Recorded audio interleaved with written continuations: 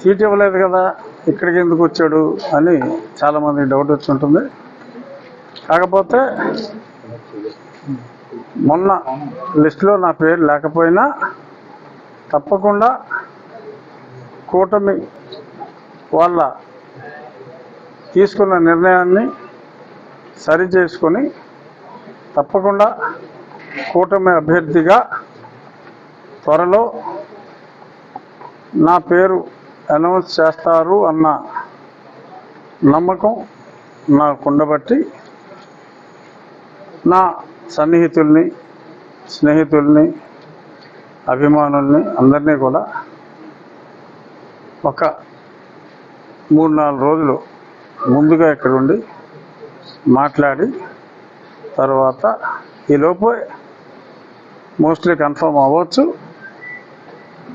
ఎక్కువ ఆలస్యం అయ్యేలాగా ఉంటే వీళ్ళందరి అభిప్రాయాలని తీసుకొని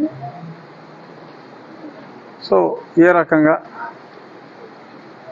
ఏమిటి తదుపరి స్టెప్ అన్నది ప్రస్తుతానికి నాకు క్లారిటీ ఉంది కాబట్టి నాకు డెఫినెట్గా కూటమి తరపునే పోటీ చేస్తానని, ఆ తర్వాత ఏంటి అన్నది నేను ప్రస్తుతానికైతే నాకు ఎటువంటి ఆలోచన లేదు. సంపూర్ణ విశ్వాసం ఇప్పుడు ఈ కూటమి నాయకత్వం మీద నాకుంది. మోస్ట్లీ వెళ్తే సోమవారం నాడు సుప్రీంకోర్టులో గతంలో జగన్మోహన్ రెడ్డి బెయిల్ క్యాన్సిలేషన్ వేశా. ఆ సమయంలోనే నన్ను తీసుకెళ్ళి 2021లో బర్త్డే రోజు తీసుకెళ్ళి చంపాలని చూశాడు. సరే అన్నీ మొత్తం మీద వెంకటేశ్వర దయ వల్ల బయటపడ్డాం. ఆ తర్వాత హైకోర్టులో 1 సంవత్సరం టైం తీసుకుని సుప్రీంకోర్టులో కేసు కూడా 6 నెలలు అయింది. రేపు ఏప్రిల్ 1 కోర్టు నెంబర్ 2లో ఫస్ట్ కేసుగా లిస్ట్ అయింది.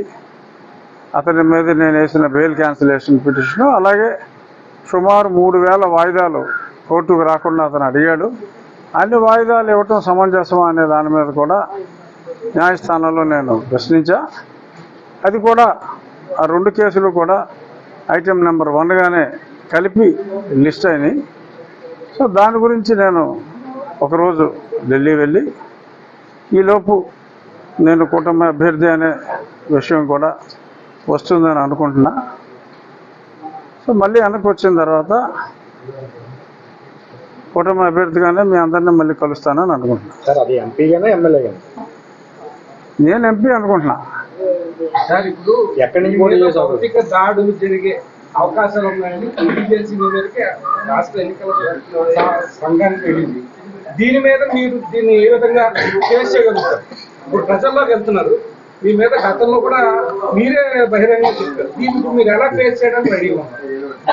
అంటే నా మీద భౌతిక దాడి చేయడానికి సిద్ధపడేవాడు ఒకడే, అంటే చేయించేవాడు. వాడు రాడు కదా డైరెక్ట్గా, చేయించేవాడు ఒకడే. సో చూద్దాం, ఇంకా అవసరం లేదేమో అని అనుకుంటున్నా. మరి అన్ని చోట్ల ఎలక్షన్ జరుగుతుంది. టికెట్ ఇప్పుడు ఒకటేంటంటే బ్లెస్సింగ్ ఇన్ డిస్గైజ్ అంటారు. ఒకటేంటంటే ఇంత పెద్ద తోపుగాడు 175 గెలుస్తానన్నవాడు ఈ రాష్ట్రంలో ఎవరికే భయపడలా, ఒక్కడికి భయపడ్డాడు, నాకు భయపడ్డాడు. అందుకనే నా సీటు వరకు అతను రాకుండా చేతపడ్డాడు. అంతవరకు ఒక రకంగా ఎస్ ఐఎమ్ హ్యాపీ. అలాగే తాత్కాలికంగా నాకు సీటు రాని ఈ సమయంలో ప్రజాస్వామ్యాన్ని కోరుకునే వాళ్ళు, జగన్మోహన్ రెడ్డి అనే ఉన్మాది రాకూడదని కోరుకునే వాళ్ళు ఇన్ని లక్షలాది సంఖ్యలో ఇంతమంది ఉన్నారు. మీరు తప్పనిసరిగా నరసాపురం బరిలో ఉండాలి, మీరు ఎంపీగా ఉండాలి అని ఎంతోమంది, ఇంకా చాలామంది ఎమ్మెల్యేగా ఉండాలి, ఏదో స్పీకర్ స్థానంలో ఉండాలి, అధ్యక్ష అంటే కూర్చో పుట్టాడా అనాలి అని సోషల్ మీడియాలో నేనంటలా అని రకరకాలుగా వస్తున్నాయి. చూద్దాం ముందు కూటమి నాయకులు నా భవిష్యత్తు ఏమి నిర్దేశిస్తారో, ప్రజలు ఏమి నిర్దేశిస్తారో కనుక్కుందామని వచ్చా. ఈలోపు కూటమి వాళ్ళు చెప్తారు. సో ఆ తర్వాత కూటమి కాదంటారని నేను అనుకోవట్లా. కూటమి కాదంటే ప్రజలు ఏమంటారు.